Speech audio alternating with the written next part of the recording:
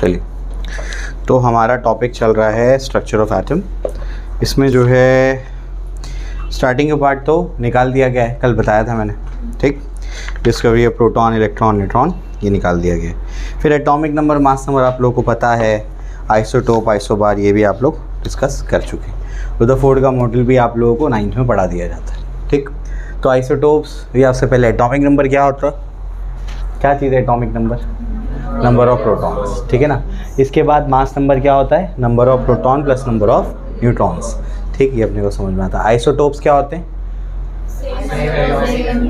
Elements having same atomic number but different mass number. Isobars क्या होते हैं? Same mass number but different atomic number. Isotones क्या होते हैं? Elements having same number of neutrons, उसको क्या कहते हैं? आइसोटोन्स कहते हैं, ठीक है। चलो भाई, याद रखने का ट्रिक भी बता चुका हूँ मैं। इसके बाद जो है रदरफोर्ड का मॉडल हम लोग जानते हैं। रदरफोर्ड के मॉडल में क्या है बताओ? रदरफोर्ड के मॉडल में एटम में क्या होगा? एक न्यूक्लियस होगा। न्यूक्लियस में क्या होगा? पॉजिटिव चार्ज होंगे, ठीक है ना। पॉजिटिव चार्जेस होंगे और इलेक्ट्रॉन क्या कर रहा होगा इसके आसपास? रिवॉल्व कर। इलेक्ट्रॉन उसके आसपास क्यों रिवॉल्व कर रहा है, इसका कोई ठोस सबूत नहीं है उसके पास। उसने क्या किया था? प्लानिटरी मॉडल को कॉपी किया। उसने कहा कि बेसिकली वहाँ से सिमेट्रिक होगा ये मॉडल, अगर ऊपर ऐसा मॉडल है तो नीचे भी ऐसा ही मॉडल होगा, ठीक है ना, इस तरीके से। तो ये चीज़ उसने बता दी, तो ये तो आप लोग जानते हैं। अब जो है मैं आपको नई चीज़ें बताऊंगा। तो यहाँ से कुछ नया स्टार्ट होने जा रहा है अभी, ठीक। यहाँ से स्टार्ट होगा drawback of Rutherford atomic model. Drawback क्या है उसके, क्या क्या कमियां थी उसके अंदर, क्या क्या खामियां थी इसके अंदर रदरफोर्ड के मॉडल में, वो पढ़ना है। फिर वेव पार्टिकल डुअलिटी निकाल तो दिया है, लेकिन फिर भी मैं आपको पढ़ाऊंगा क्योंकि उसके बगैर आगे का पार्ट समझ में आने वाला नहीं, ठीक है। चलो, तो ये जो है हमारा आज का टॉपिक। हमारा आज का टॉपिक है drawbacks of Rutherford atomic model. तो रदरफोर्ड के एटॉमिक मॉडल का ड्रॉबैक क्या है? तो बुक में 2 ड्रॉबैक्स दिए हैं, वो मैं आपको समझाने की कोशिश करता हूँ, ठीक। चलो, एक साइंस बुक में जैसा दिया है वही समझाऊंगा, लेकिन मैं कुछ एक्स्ट्रा चीज़ भी बताऊंगा, उस पर ध्यान दो, क्योंकि जो नहीं बताऊंगा एक्स्ट्रा चीज़ है उसके बगैर समझ में आने वाला नहीं है। एक साइंटिस्ट था मैक्सवेल। जैसे मैकेनिक्स में सबसे बड़ा आदमी कौन है? न्यूटन है। बिल्कुल वैसे ही इलेक्ट्रोमैग्नेटिक्स में या इलेक्ट्रोमैग्नेटिज्म में सबसे बड़ा आदमी मैक्सवेल है।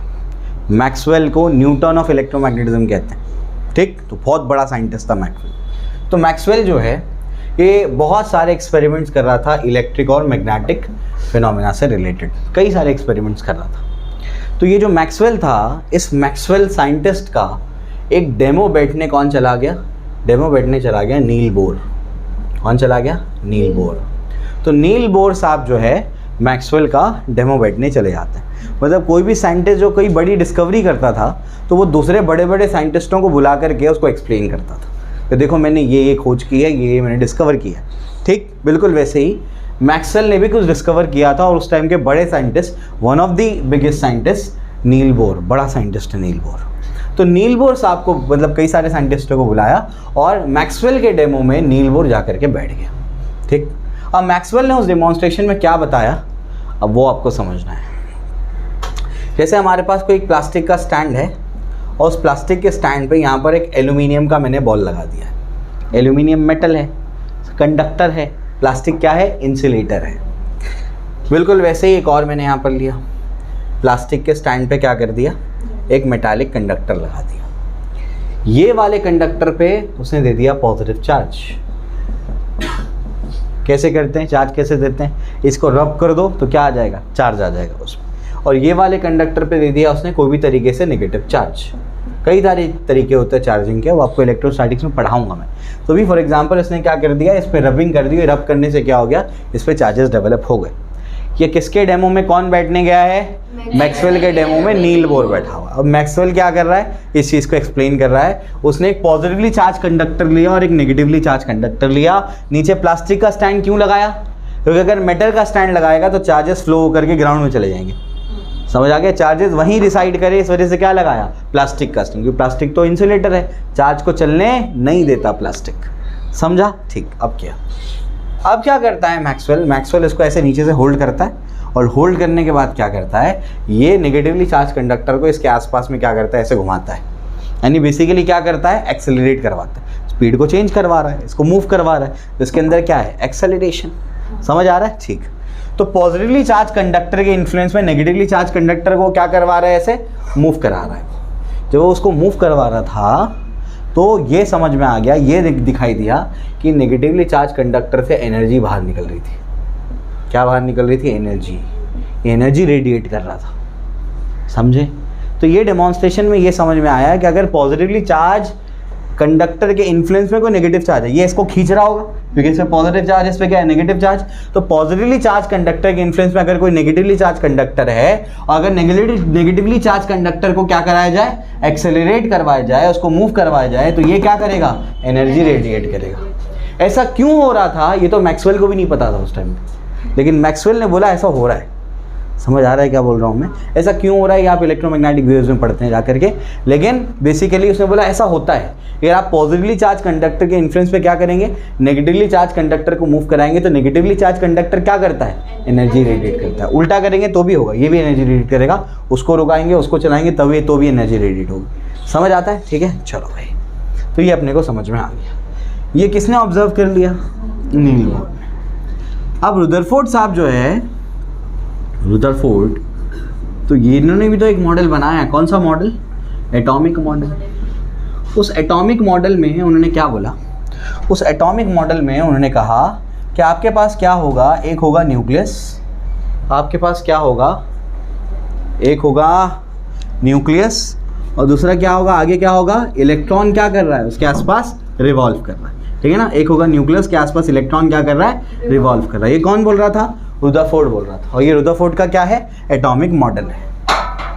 तो यहाँ पर रुदरफोर्ड के एटॉमिक मॉडल को उसका डेमो बैठने के लिए या उसका एक्सप्लेनेशन सुनने के लिए कौन आया था, नील बोर। और नील बोर साहब ये डेमो में भी बैठे थे। अब नील बोर ने क्या बोला, नील बोर ने बोला कि ये न्यूक्लियस पे चार्ज क्या है और इलेक्ट्रॉन पे चार्ज क्या है। तो अगर पॉजिटिवली चार्ज इन्फ्लुएंस के, पॉजिटिवली चार्ज ऑब्जेक्ट के इन्फ्लुएंस में नेगेटिवली चार्ज अगर पार्टिकल आ जाए और उसको एक्सेलरेट, क्या ये एक्सेलरेट हो रहा है, हाँ एक्सेलरेट हो रहा है, हर पॉइंट पे वेलोसिटी क्या हो रही है, चेंज हो रही है। समझ में आ गया? तो इलेक्ट्रॉन क्या कर रहा है, एक्सेलरेट कर रहा है। तो इलेक्ट्रॉन क्या करना चाहिए, ये क्या कर रहा था, एनर्जी रेडिएट कर रहा था। तो इलेक्ट्रॉन को भी क्या करना चाहिए, एनर्जी रेडिएट करना चाहिए। कुछ समझ आ रहा है? इसका मतलब इलेक्ट्रॉन भी क्या करेगा, एनर्जी रेडिएट करेगा। इलेक्ट्रॉन अगर एनर्जी रेडिएट करेगा तो एक ऐसा टाइम आएगा कि इलेक्ट्रॉन क्या, इनफाइनाइट एनर्जी थोड़ी, इलेक्ट्रॉन क्या कुछ एनर्जी होगी, तो इलेक्ट्रॉन एनर्जी रेडिएट कर करके क्या करेगा, एनर्जी उसकी खत्म हो जाएगी। तो एनर्जी जैसे इसकी खत्म हो जाएगी तो ऐसा वो गोल घूमकर स्पाइरल पाथ में कहाँ गिर जाएगा, न्यूक्लियस के अंदर। और जब वो न्यूक्लियस के अंदर गिर गया तो मॉडल ही फेल हो गया। मॉडल में क्या है, इलेक्ट्रॉन बाहर घूम रहा है, लेकिन इसका ये मतलब हुआ कि अब तक तो बहुत सारे इलेक्ट्रॉन कहाँ गिर चुके होंगे, न्यूक्लियस में, एनर्जी खत्म हो चुकी होगी। कुछ समझ आ रहा है, मॉडल ही फेल हो गया है। तो ये कैसा मॉडल है? रुदरफोर्ड बोल रहा था इलेक्ट्रॉन घूमता है, नील बोर ने प्रूफ कर दिया कि ऐसा नहीं होगा। इलेक्ट्रॉन अगर उसके आसपास घूमेगा तो वह एनर्जी रेडिएट करेगा, एक टाइम आएगा कि एनर्जी खत्म हो जाएगी, वो तो न्यूक्लियस के अंदर गिर जाएगा।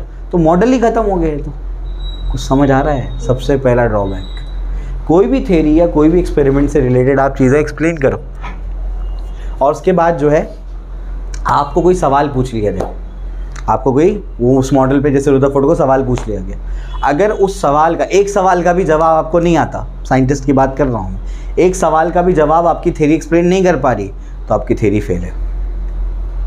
समझ आ गया? उसी टाइम बेचारे ने इतनी मेहनत करके, वो थॉमसन के तो था नहीं, कुछ भी मॉडल दे दिया था, वाटरमेलन मॉडल और प्लम पुडिंग मॉडल, इन लोग ने तो एक्सपेरिमेंट करके निकाला था वो। लेकिन एक्सपेरिमेंट करके निकालने के बाद भी फ़ौरन से क्या हो गया, उसका मॉडल फेल हो गया। नील बोर ने एक सवाल पूछा, उस सवाल का जवाब उसको आता नहीं था। उसने बोला मुझे नहीं पता इसके बारे में। इसने बोला, रुदरफोर्ड ने बोला मैं नहीं जानता इसके बारे में क्या होगा, क्योंकि ये डेमो बैठ करके नहीं आया था। तो मैंने कहा अभी तो अपने को सारे फील्ड्स कनेक्टेड नज़र आते हैं ना, उस टाइम पे हर साइंटिस्ट अपना अपना काम कर रहा था। कुछ समझ आ रहा है क्या बोल रहा हूँ? ठीक है ना, ऐसा है। तो उसने बोला मुझे इसके बारे में नहीं पता, और उसी टाइम पे क्या हो जाता है, मॉडल फेल हो जाता है। और भी कई सारे पॉइंट्स है, जैसे अगर न्यूक्लियस है, न्यूक्लियस पे पॉजिटिव चार्ज है, इलेक्ट्रॉन पे नेगेटिव चार्ज है, तो रुदरफोर्ड क्या बोल रहा है, प्रोटॉन और इलेक्ट्रॉन क्या है, अलग अलग है। इलेक्ट्रॉन क्या कर रहा है, बाहर घूम रहा है, और प्रोटॉन क्या है, न्यूक्लियस के अंदर। तो ये भी तो पॉइंट था कि ये न्यूक्लियस क्या करेगा, इसको पकड़ के खींच लेगा। जब खींच लेगा तो इलेक्ट्रॉन इसके पास आ जाएगा, मतलब फिर से वाटरमेलन मॉडल के जैसा हो जाएगा। समझ में, वाटरमेलन मॉडल में क्या था, सब क्या है, एक साथ है, बस इलेक्ट्रॉन बीच के जैसा और रेड वाला पार्ट क्या है, प्रोटॉन है। बिल्कुल वैसे ही हो जाएगा ये भी। समझ आ गया। इसी वजह से उसने सोचा कि जब घूमेगा तो इलेक्ट्रॉन को वो खींच नहीं पाएगा, तो उसने आगे की बात बता दी। उसने क्यों, क्योंकि अर्थ घूमता है, सन उसको खींच नहीं पाता है। एक्चुअली खींचता है। होता क्या है पता है, सन के आसपास अर्थ घूम नहीं रहा है, अर्थ गिर रहा है, लेकिन उसको गिरने के लिए ज़मीन नहीं मिलती। ये सही स्टेटमेंट है। कोई भी जो आपका प्लैनेट है वो सन के आसपास घूम नहीं रहा है, क्या कर रहा है, गिर रहा है। ये ग्रेविटेशन में बताऊंगा मैं कैसे गिर रहा है। कोई चीज़ घूमती नहीं है, क्या होती है, गिरती है, लेकिन गिरने के लिए ज़मीन नहीं मिलती उसको। इस वजह से वो हमेशा क्या करता रहता है, ज़मीन ढूंढता रहता है गिरने के लिए। समझे, आगे जाके बताऊंगा मैं। तो ये स्टेटमेंट ही गलत है। क्या कर रहा है, अर्थ सन के आसपास क्या कर रहा है, घूम रहा है। क्या कर रहा है वो तो गिर रहा है, घूम नहीं रहा है वो। ठीक है, चलो भाई। तो इस वजह से ये भी गिरने की कोशिश करता है, लेकिन उसको सरफेस मिलता नहीं है, इस वजह से घूमता है। तो ये पहले पॉइंट था कि अगर इलेक्ट्रॉन घूम रहा है तो इसको ये खींच लेगा तो वापस से वो क्या बन जाएगा, थॉमसन का मॉडल। तो उसने बोला अच्छा ठीक है, इलेक्ट्रॉन वहाँ रुका हुआ नहीं होगा, इलेक्ट्रॉन घूम रहा होगा। जब इलेक्ट्रॉन घूम रहा होगा तो नील बोर ने एक सवाल पूछ लिया। क्या सवाल पूछा, बोलो, एनर्जी रेडिएट करेगा, तो ये तो अंदर आ जाएगा, फिर से वही बात हो गई। समझ आ रहा है क्या बोल रहा हूँ, तो गड़बड़ हो गई। ठीक है ना। तो ये रदरफोर्ड के पास इसका जवाब नहीं था। तो अब जो है और भी पॉइंट्स हैं। और क्या है, इलेक्ट्रॉन के डिस्ट्रीब्यूशन के बारे में नहीं बताया था इन लोगों ने कुछ भी। इलेक्ट्रॉन का डिस्ट्रीब्यूशन मतलब क्या, मतलब कितने इलेक्ट्रॉन हैं, और इलेक्ट्रॉन जो है अलग अलग एनर्जी लेवल पे डिस्ट्रीब्यूटेड है। मतलब एक इलेक्ट्रॉन फॉर एग्जांपल यहाँ है, तो यहाँ फॉर एग्जांपल 2 इलेक्ट्रॉन होंगे, इधर कितने होंगे, हो सकता है 3 इलेक्ट्रॉन होंगे। तो इलेक्ट्रॉन डिस्ट्रीब्यूटेड कैसे है, और कोई इलेक्ट्रॉन के पास ज़्यादा एनर्जी है, कोई इलेक्ट्रॉन के पास कम एनर्जी है। एक्सपेरिमेंट से पता लग गया था ये। तो इसका भी एक्सप्लेनेशन रदरफोर्ड के मॉडल में नहीं था। समझ आ गया। तो इलेक्ट्रॉन के शेल का डिस्ट्रीब्यूशन, यानी कौन से शेल में कितने इलेक्ट्रॉन है, और इलेक्ट्रॉन के पास जो एनर्जी का डिफरेंस आ रहा है, कोई इलेक्ट्रॉन ज़्यादा एनर्जी का था, कोई इलेक्ट्रॉन कम एनर्जी का था, तो ये भी वो एक्सप्लेन नहीं कर पा रहा था। कौन सा मॉडल, रदरफोर्ड का मॉडल। समझा। तो रदरफोर्ड का मॉडल इसी वजह से क्या हो जाता है, फेल हो जाता है। अब पूरी मलाई जो खाता है वो है नील बोर। कौन खाता है, नील बोर। नील बोर साहब पूरा एक्सपेरिमेंट करके, मेहनत करके किसने मॉडल बनाया, रदरफोर्ड ने। अब ये नील बोर साहब क्या करते हैं, नील बोर साहब आते हैं, वही मॉडल को उठाते हैं, वही मॉडल उठा करके क्या करते हैं, वही मॉडल उठा करके उसके अंदर रेक्टिफिकेशन करते हैं। जो गलतियां थी ना, यहाँ ये इसके अंदर मिस्टेक्स है, उसको सही करता है और नोबेल प्राइज़ ले जाता है। समझ आया। तो पूरी मेहनत किसकी थी, रदरफोर्ड की। नोबेल प्राइज़ कौन ले गया, नील बोर। और नील बोर ने जो काम किया वो आगे जाके फेल हो जाएगा। तो नोबेल प्राइज़ तो ले गया वो, लेकिन आगे जाके क्या हो जाएगा, फेल हो जाएगा। क्यों फेल हो जाएगा, क्योंकि नील बोर ने जो काम किया वो सिर्फ हाइड्रोजन के जैसे स्पेशीज़ पे काम किया, आगे के एलिमेंट्स पे मॉडल नहीं लगता है। ठीक, यहाँ तक बात समझ में आ गई। ये आगे की बात समझाऊंगा मैं। यहाँ तक सबको क्लियर हो गया कि रदरफोर्ड का मॉडल क्यों फेल हो गया, क्यों फेल हुआ। इलेक्ट्रॉन एनर्जी रेडिएट कर रहा है तो वो गिर जाएगा न्यूक्लियस में, इसका कोई एक्सप्लेनेशन नहीं था। समझ में आ गया। इसके बाद जो है इलेक्ट्रॉन शेल्स में कैसे डिस्ट्रीब्यूटेड है, कौन से इलेक्ट्रॉन की एनर्जी ज़्यादा, कौन से इलेक्ट्रॉन की एनर्जी कम, इसका भी कोई एक्सप्लेनेशन नहीं था इसके मॉडल में, रदरफोर्ड के मॉडल में। अब क्या आएगा, नील बोर का मॉडल। अब नील बोर का एटॉमिक मॉडल। तो सबसे पहले एटम के बारे में कौन बताता है, जे थॉमसन। अरे नहीं, डाल्टन। कौन बताता है, डाल्टन। जे थॉमसन सबसे पहले क्या देता है, एक एटॉमिक मॉडल देता है, लेकिन बिना कोई एक्सपेरिमेंट के। समझ में आ गया। एटम के बारे में किसने बताया, डाल्टन। फिर उसके बाद जो है मॉडल सबसे पहले किसने दिया, जे थॉमसन। कौन सा मॉडल, वाटरमेलन मॉडल और प्लम पुडिंग मॉडल। बकवास, कोई एक्सपेरिमेंट नहीं था उसके पीछे। उसके बाद ठोस एक्सपेरिमेंट वाला कौन सा आया, रदरफोर्ड का मॉडल, लेकिन आते साथ ही फेल हो गया। समझे, वही तो आप बचपन से पढ़ता है वो तो अभी फेल हो रहा है। समझे, अब इसको रेक्टिफाई करके लाएगा नील बोर, लेकिन वो भी फेल हो जाएगा। ठीक है ना, क्लियर हो गया। तो उसके बाद कौन आएगा अभी, नील बोर का मॉडल। उसके बाद क्या आएगा, क्वांटम मैकेनिकल मॉडल जो भी चलता है। समझा, ठीक। चलो, तो ये अपने को पढ़ना है। तो अब जो है आगे बढ़ते हैं। आगे क्या है इसको देखो। अब यहाँ पर development leading to Niels Bohr atomic model. तो बोर का एटॉमिक मॉडल जो है ये अपने को अभी पढ़ना है। तो डेवलपमेंट देखते हैं उसका क्या, कैसे इसमें डेवलपमेंट हुआ। रदरफोर्ड ने क्या, नील बोर ने क्या किया, interaction of radiation with matter के बारे में उसने क्या कर दिया, स्टडी किया। ठीक है ना। उसने बोला यहाँ पर इसको रिलेट करना चाहिए। मतलब क्या, जैसे ट्यूबलाइट है, यहाँ पर ट्यूबलाइट है, ट्यूबलाइट से क्या निकल रहा है, लाइट निकल रही है। क्या निकल रही है, लाइट निकल रही है। ट्यूबलाइट से क्या निकल रही है, लाइट निकल रही है, लाइट एनर्जी। तो लाइट एनर्जी जब मैटर पे आकर के इंसिडेंट होती है तो ये रेडिएशन का और मैटर का इंटरेक्शन कैसे होता है, इसके बारे में उसने क्या कर दिया, स्टडी करना शुरू किया। ठीक है, उसके बाद जो है उसने और चीज़ें देखी। उसने दो चीज़ें बहुत इंपॉर्टेंट वाली देखी। सबसे पहले देखा उसने वेव पार्टिकल डुअलिटी और दूसरा है line emission spectra of hydrogen. अभी कुछ समझ में नहीं आएगा, अभी सब्र करो, एक एक करके बताता हूँ। ठीक है, वेव पार्टिकल डुअलिटी क्या है पता होगा। वेव पार्टिकल डुअलिटी क्या है, वेव पार्टिकल किसी को पता है, वेव पार्टिकल डुअलिटी? जो सराउंडिंग में पार्टिकल होते हैं वो एनर्जी पास ऑन करते हैं। वेव का दो नेचर रहता है, लाइट का दो नेचर। लाइट के दो नेचर होते हैं, सिर्फ लाइट के, सिर्फ लाइट के दो नेचर होते हैं क्या?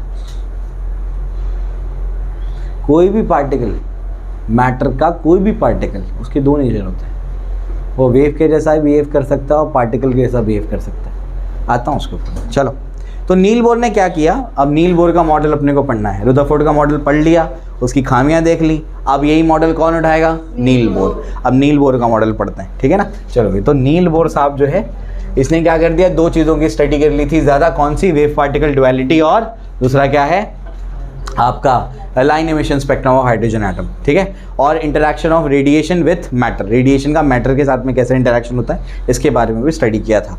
अब जो मैं आपको बताने जा रहा हूँ 4.5.1 ये निकाल दिया गया है महाराष्ट्र स्टेट बोर्ड के 11th स्टैंडर्ड के सिलेबस से, लेकिन पढ़ाना पड़ेगा, उसके बगैर तुम्हारा कुछ सॉल्व होने वाला नहीं आगे।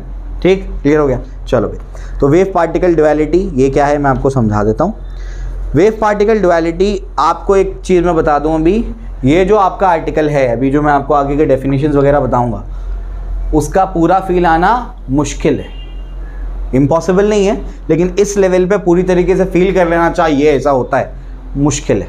कुछ चीज़ें याद करनी पड़ेंगी आपको। समझ आ रहा है क्या बोल रहा हूँ मैं, ठीक है ना। क्योंकि आपको भी वेव ही नहीं पता, आपको इलेक्ट्रोमैग्नेटिक वेव क्या पता, क्या होता है इलेक्ट्रिक फील्ड, क्या होता है मैग्नेटिक फील्ड, वो कैसे मूव करता है, एक दूसरे से कैसे परपेंडिकुलर होता है, कुछ आइडिया नहीं। लेकिन अगर आप कुछ चीज़ों को याद कर लेंगे आपका जीवन आसान हो जाएगा उससे। ठीक है, चलो, तो अब जो है यहाँ पर वेव पार्टिकल डुअलिटी क्या है ये मैं आपको समझा दूँ। जैसे कोई पार्टिकल है, जैसे कोई इलेक्ट्रॉन, इलेक्ट्रॉन एक पार्टिकल है, मैटर का पार्टिकल है। तो इलेक्ट्रॉन तो एक तो पार्टिकल है, उसका एक नेचर क्या है, पार्टिकल, और इलेक्ट्रॉन का दूसरा नेचर होता है वेव, यानी क्या, इलेक्ट्रॉन बिहेव करता है एज अ पार्टिकल। ये पार्टिकल जैसे चलता है, जैसे मैं चल रहा हूँ तो मेरे पास पार्टिकल है बहुत सारे, इलेक्ट्रॉन जैसे पार्टिकल चलता है वैसे ही बिहेव करता है। कभी कभी इलेक्ट्रॉन वेव के जैसा भी बिहेव करता है। कैसा बिहेव करता है, वेव के जैसा भी इलेक्ट्रॉन बिहेव करता है। यानी मैं जो है, जब मैं चलता हूँ तो मैं स्ट्रेट लाइन में चल रहा हूँ, तुमको नज़र आ रहा है, साथ ही साथ मैं वेव के जैसा भी बिहेव करता हूँ। कुछ समझ आ रहा है क्या, बोलिए ऐसा भी चलता हूँ मैं, कुछ समझ आ रही बात। तो एक पार्टिकल का दोनों बिहेवियर हो सकता है, पार्टिकल वाला भी और वेव वाला भी, दोनों बिहेवियर हो सकता है, ये पॉसिबल है।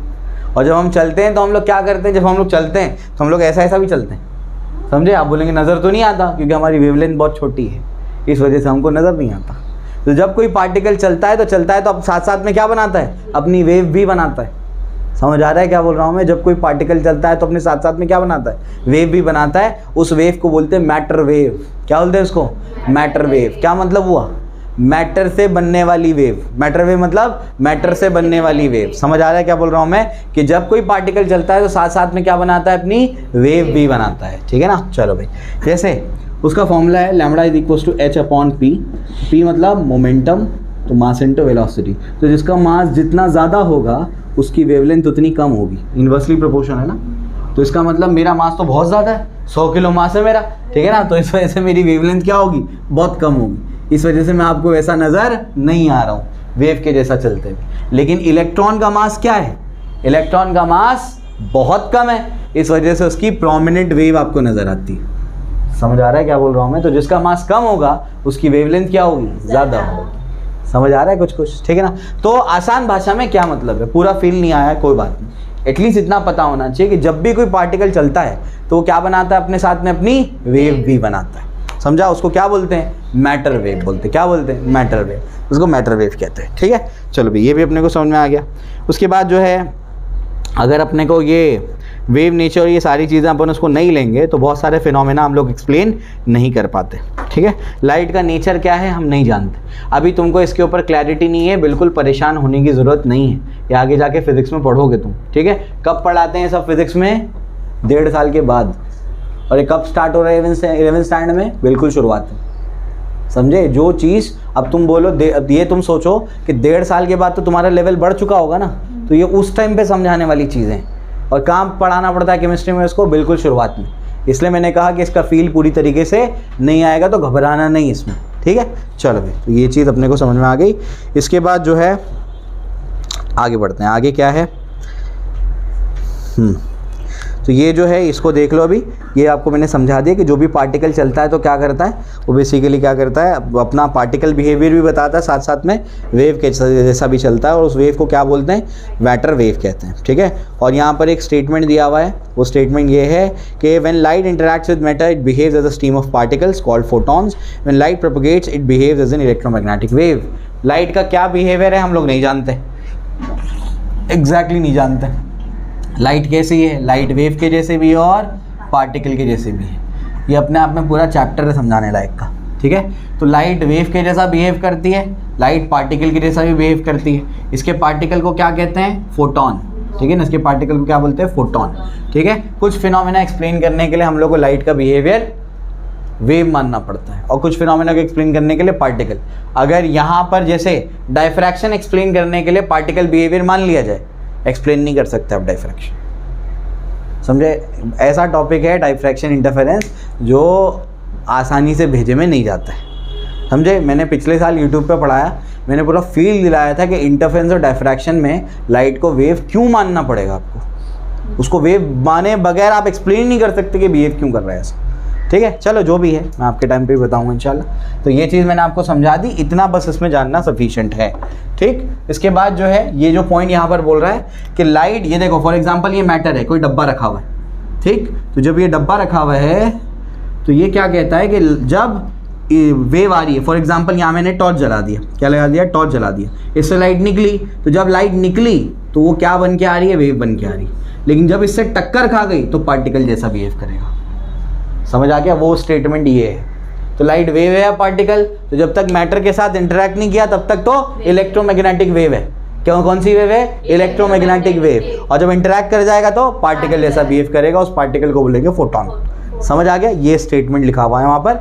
अब जो है इलेक्ट्रोमैग्नेटिक वेव, जैसे एक वेव होती है जो तुमको पता है ये होती है वेव, अभी उत्ते से काम चला लेंगे, ठीक है। मैं वेव पढ़ाऊँगा तो फील दिलाऊंगा वेव क्या होती है, ठीक है। चलो, तो ये जो वेव है इसकी अपने को कैरेक्टरिस्टिक्स पढ़नी है। तो लाइट कौन सी वेव है बताओ? लाइट कौन सी वेव है? इलेक्ट्रोमैग्नेटिक वेव है। लाइट कौन सी वेव है? इलेक्ट्रोमैग्नेटिक वेव है। और इलेक्ट्रोमैग्नेटिक वेव को ट्रैवल करने के लिए मटेरियल मीडियम की रिक्वायरमेंट नहीं होती, वो बिना किसी मटेरियल मीडियम के ट्रैवल कर सकता है, ठीक है। तो अगर ये वेव है तो आपको पता है कि वेव कैसे होती है, इस तरीके से वेव होती है। तो अगर इतना ही पता है तो इसी से काम चलाएंगे अभी हम लोग, ठीक है। चलो भाई, तो अब अपने को क्या पढ़नी है? कैरेक्टरिस्टिक्स पढ़नी है इसकी। क्या पढ़नी है? Characteristics, characteristics of EM wave. EM wave मतलब इलेक्ट्रोमैग्नेटिक वेव। तो उसकी कैरेक्टरिस्टिक्स क्या है वो देख लो। सबसे पहले क्या है? सबसे पहले है वेवलेंथ। क्या है? वेवलेंथ। अभी वेवलेंथ क्या है? वेवलेंथ मतलब क्या? वेव की लेंथ। वेवलेंथ मतलब क्या? वेव की लेंथ। वेव कितना होता है बताओ? वेव कितना होता है? ये पूरा वेव है या यहाँ से यहाँ तक वेव है? 1 से 2 तक, 1 से 2 तक एक वेव बोलेंगे, समझ आ गया, ठीक है ना। तो ये जो वेव की लेंथ है इसी को क्या बोलेंगे? वेवलेंथ। इसी को वेवलेंथ बोलेंगे, समझ आता है, ठीक है ना। और भी डेफिनेशंस बताता हूँ। 2 कॉन्जिक्यूटिव क्रेस्ट, इसको क्या बोलते हैं? क्रेस्ट। इसको क्या बोलते हैं? ट्रफ। याद रखने का ट्रिक क्या है? ऊपर जो पार्ट है वो पहले आ रहा है, ऊपर का जो पार्ट है वो क्या है? पहले आ रहा है। तो ABCD में C पहले आता है कि T पहले आता है? C। तो जो पहले आएगा वो क्रेस्ट है। ऊपर का पार्ट पहले आएगा तो वो क्रेस्ट है, तो नीचे का पार्ट क्या होगा? ट्रफ होगा, ठीक है ना। चलो भाई, तो ये क्या है? क्रेस्ट। तो ये बेसिकली ये क्या है? क्रेस्ट है, ठीक है। टॉप मोस्ट पॉइंट ये भी क्या है? क्रेस्ट है। तो 2 कॉन्जिक्यूटिव क्रेस्ट के बीच का डिस्टेंस भी क्या कहलाता है? लैम्बडा। वेवलेंथ कहते हैं उसको, समझा? देखो कैसे, ये इतना मिला करके वेवलेंथ था, तो देखो इसमें ये नीचे वाला पार्ट आ रहा है और ये मिला के भी तो वही बनेगा ना। ऐसे अलग अलग करो, जोड़ दो तो फिर से वही तो बन जाएगा, इस वजह से वो भी वेवलेंथ है। समझ आ गया। तीसरा डेफिनेशन क्या है, दो कॉन्जिक्यूटिव ट्रफ के बीच का डिस्टेंस भी क्या कहलाता है, वेवलेंथ कहलाता है। समझा, ठीक है ना। तो ये पूरी वेव का लेंथ जो क्या है, वेवलेंथ, या दो कॉन्जिक्यूटिव क्रेस्ट के बीच का डिस्टेंस क्या है, वेवलेंथ, या दो कॉन्जिक्यूटिव ट्रफ के बीच का डिस्टेंस क्या है, वेवलेंथ। समझ आया, ठीक है ना। चलो ये क्लियर हो जाता है। तो वेवलेंथ का सिंबल क्या है, वेवलेंथ का सिंबल है लैम्बडा। डेफिनेशन रटने की जरूरत नहीं है, बस समझना है, एग्जाम में नहीं आएगा, निकाल दिया गया, ठीक है। उसके बाद क्या, दूसरी चीज़ क्या है, फ्रीक्वेंसी, या उससे पहले मैं आपको बता दूं वेव नंबर क्या है, वेव नंबर होता है रेसिप्रोकल ऑफ वेवलेंथ। क्या होता है, रेसिप्रोकल ऑफ वेवलेंथ, यानी 1/λ। इसके लिए नोटेशन क्या है, न्यू बार। क्या है ये, न्यू, क्या है ये, न्यू। तो न्यू बार इज 1/λ। न्यू बार क्या होता है, 1/λ। और वेवलेंथ का यूनिट क्या बनेगा, वो तो लेंथ है ना, तो यूनिट बनेगा मीटर, सेंटीमीटर, किलोमीटर, जो तुमको बोलना है बोल दो, लेकिन ऐसा यूनिट क्या होगा, मीटर। और इसका क्या होगा, पर मीटर। अरे 1/मीटर आएगा ना, 1/मीटर यानी क्या लिखोगे, पर मीटर इज टू -1। समझा, क्लियर हो गया। तो वेव नंबर क्या होता है, रेसिप्रोकल ऑफ वेवलेंथ, वो वेव नंबर होता है। तीसरी चीज क्या है, फ्रीक्वेंसी। तीसरा क्या है, फ्रीक्वेंसी। तो फ्रीक्वेंसी क्या होता है, एक सेकेंड में कितनी वेव, ये एक पॉइंट पकड़ लो, यहाँ पर एक पॉइंट है, अब वेव पीछे से आते जा रही तो एक सेकेंड में कितनी वेव पास हो रही है ये पॉइंट से, उसको क्या बोलेंगे, फ्रीक्वेंसी। समझे, ठीक है ना। तो बेसिकली फ्रीक्वेंसी का डेफिनेशन है number of waves that pass a given point in 1 second. एक सेकेंड में कितनी वेव पास हो रही है इस पॉइंट से, उसको क्या बोलेंगे, फ्रीक्वेंसी। ये पॉइंट भी ले सकते थे, पीछे से क्या आ रही है, वेव आती जा रही है, तो एक सेकेंड में कितनी वेव यहाँ से पास हो गई, वो क्या है, फ्रीक्वेंसी। फ्रीक्वेंसी का नोटेशन आपकी बुक में क्या लिया है, न्यू लिया है। क्या लिया है, न्यू। यहाँ पर क्या है, न्यू बार, यहाँ पर क्या है, न्यू, ठीक है ना। ये भी अपने को समझ में आ गया। इसके बाद जो है आखिर में आपको दिया है एम्पलीट्यूड।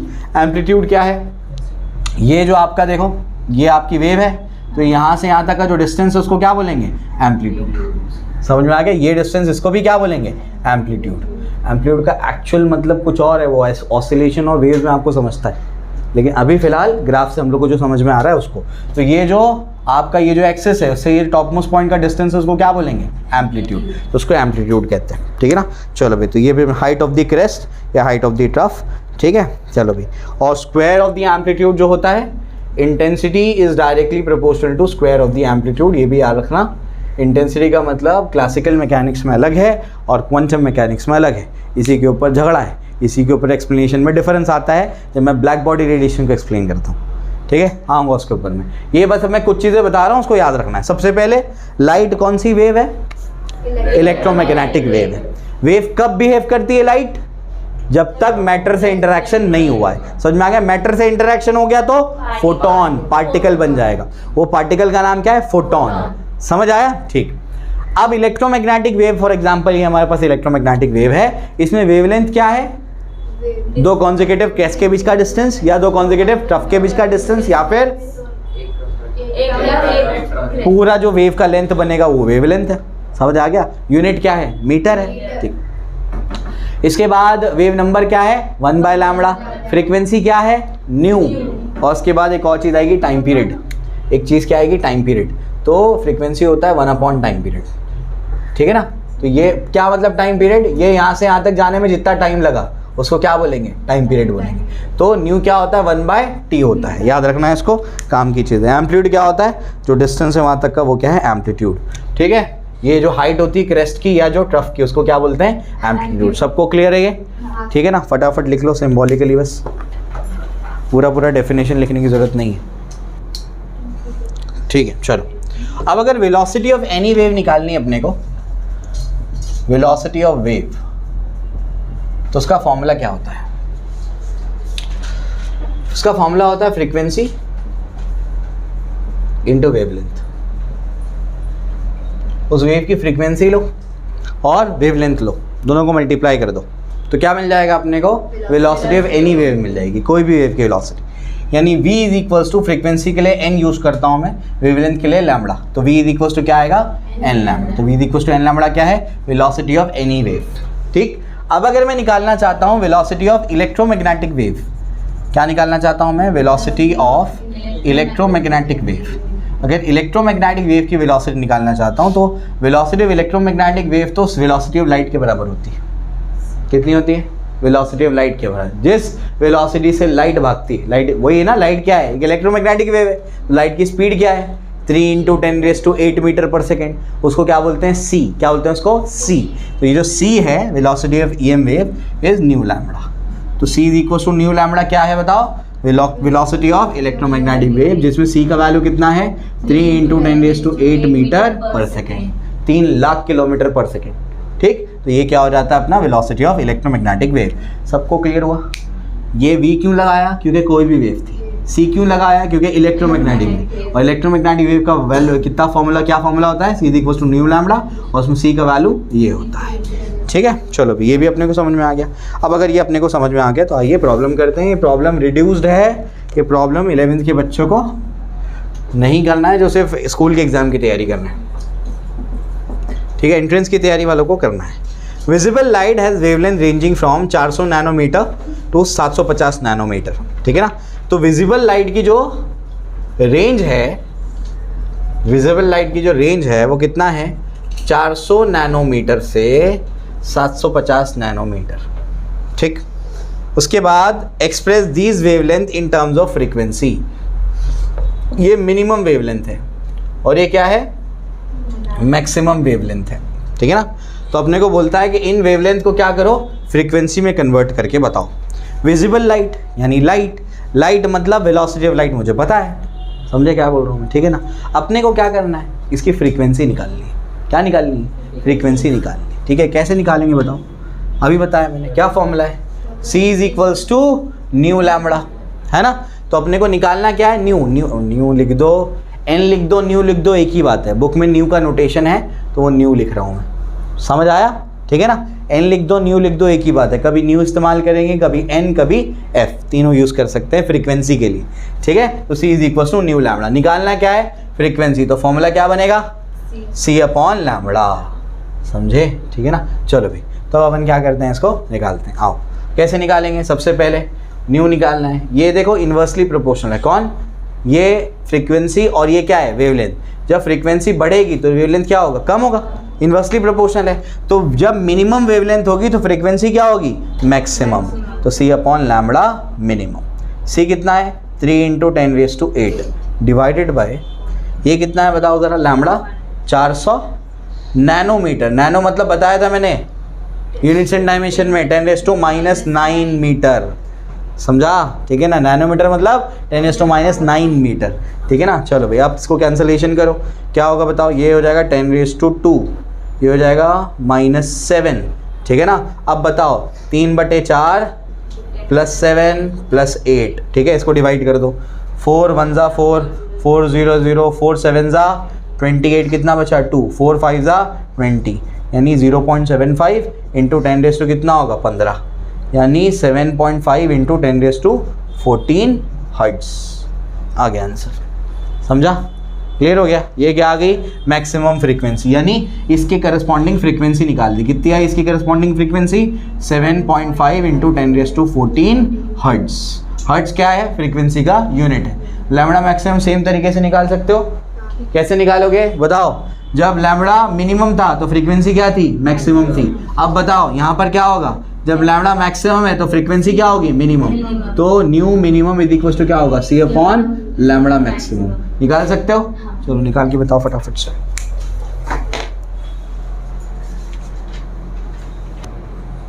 चलो, तो ये भी इसका आंसर आ गया हमारा। तो हम लोग ने भी वेव नेचर के बारे में देख लिया थोड़ा बहुत। ठीक है, मैं एग्जांपल भी देता हूँ कि हो क्या रहा है।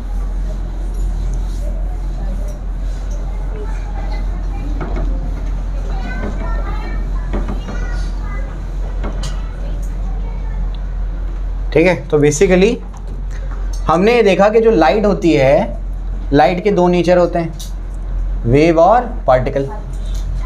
झगड़ा इसी बात पे कि लाइट जो है, जैसे फॉर एग्जांपल अपने पास कोई मोमबत्ती है, कैंडल।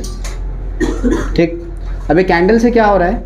यहाँ तक फॉर एग्जांपल ये यहाँ पर दीवार है, कैंडल से लाइट निकल के दीवार तक पहुँचेगी, तो वो पहुँचेगी कैसे? झगड़ा इसी बात पे है। वो वेव बन के पहुँचेगी के पार्टिकल बन के पहुँचेगी। कुछ समझ आ रहा है क्या बोल रहा हूँ मैं? इसी बात पे झगड़ा है। तो हम लोग क्या बोलते हैं, उसका दोनों नेचर है, कभी वो वेव के जैसा बिहेव करेगा, कभी पार्टिकल के जैसा बिहेव करेगा। समझ आ रहा है क्या बोल रहा हूँ मैं? ठीक है ना।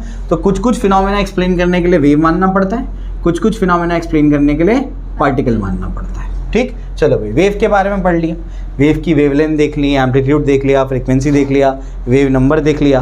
अब क्या करना है, पार्टिकल के बारे में पढ़ना है। ठीक, क्लियर हो गया। तो अब तक जो पढ़ रहे थे वो किसके बारे में पढ़े थे, वेव के बारे में पढ़े थे। अब पार्टिकल के बारे में थोड़ी सी चर्चा शुरू करते हैं। तो ये जो पार्टिकल है, अभी जो मैंने आपको पार्टिकल बताया है जो लाइट के सोर्स से निकल रहा है, उस पार्टिकल का नाम क्या है, उस पार्टिकल का नाम है फोटोन। क्या नाम है, फोटोन। समझे? सिर्फ यही नहीं, हमारी बॉडी से जो भी रेडिएशन निकल रही, हीट रेडिएशन निकल रही, उस दिन भी बताया था मैंने, हीट रेडिएशन भी जो निकलता है उसका नाम फोटोन नहीं है। एनर्जी का जो भी पैकेट जिस बॉडी से निकलता है उसका नाम होता है क्वांटा। क्या नाम होता है, क्वांटा। तो जो एक पैकेट निकलता है, जैसे मैं एक बॉडी हूँ, तो मेरी बॉडी से जो हीट एनर्जी निकल रही है वो कैसे निकल रही है, क्वांटम थ्योरी के हिसाब से क्वांटा के फॉर्म में। किसके फॉर्म में, क्वांटा। और बहुत सारे क्वांटा जब मिला देंगे तो उसको क्या बोलेंगे, क्वांटम। क्या बोलेंगे इसको, क्वांटम। समझ में आ गया? और मैंने ही नाम रखा था क्वांटम एकेडमी। समझ में आ गया? वो यहाँ से आया है। क्लियर हो गया? ठीक है ना। तो एक पैकेट को क्या बोलते हैं, क्वांटा, और बहुत सारे पैकेट्स होंगे तो क्या बोलेंगे, क्वांटम। ठीक है ना, क्लियर हो गया। चलो भाई, तो लाइट, अगर कोई लाइट सोर्स है, लाइट सोर्स से ही जो पार्टिकल निकल रहा है, तो लाइट सोर्स का ये जो पार्टिकल रहा है, इस पार्टिकल निकल रहा है, इसको भी क्या बोलेंगे, क्वांटा। लेकिन इसका स्पेशल नाम रखा गया है क्या, समझ आ गया? तो जनरल नाम क्या है, क्वांटा। समझ में आ गया? लेकिन लाइट के पार्टिकल का स्पेशल नाम क्या है, फोटोन। एक्चुअली पार्टिकल नहीं, उसको बोलना चाहिए एनर्जी पैकेट। क्या बोलना चाहिए, एनर्जी पैकेट। उसके अंदर से क्या निकलता है, पार्टिकल नहीं निकलता, क्या निकलता है, एनर्जी का पैकेट निकलता है। समझ आया? ठीक है ना। तो ऐसा कुछ सोचा गया है। अभी फिक्र नहीं करो, मैं फिजिक्स में पढ़ाऊंगा बहुत डिटेल में। तो अभी जो है पार्टिकल का जो नाम रखा गया है लाइट में, उसका नाम क्या है, फोटोन। क्या बोलते हैं उसको, फोटोन। तो जो पैकेट निकल रहा है उस पैकेट में कुछ ना कुछ एनर्जी होगी, क्योंकि वो एनर्जी पैकेट है। उसकी एनर्जी कितनी है, तो मैक्स प्लैंक ने अपने को बताया कि उसकी एनर्जी है E = h²। समझा लॉजिक?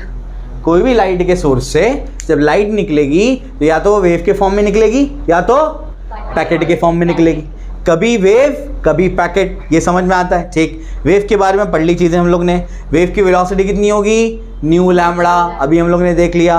एक्चुअल वेलोसिटी क्या है, जो वेलोसिटी ऑफ लाइट है 3 lakh kilometre per second, 3 × 10⁸ metre per second. सबको क्लियर? ठीक। कभी पार्टिकल कैसा बिहेव कर रहा है, कभी लाइट कैसा बिहेव कर रहा है, पार्टिकल के जैसा।